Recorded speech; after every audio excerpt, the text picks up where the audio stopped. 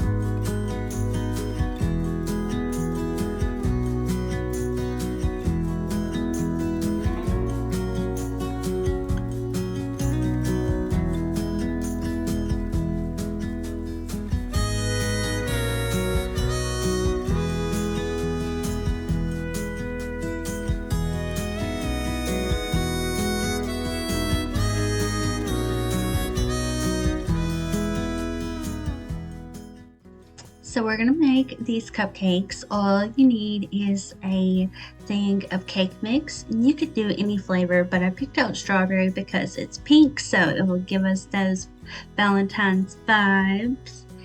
And we're going to add the eggs and the water and the vegetable oil that it calls for, and this was on 350 degrees Fahrenheit, and I just wait until I can put a fork in it without all of the cake mix coming up.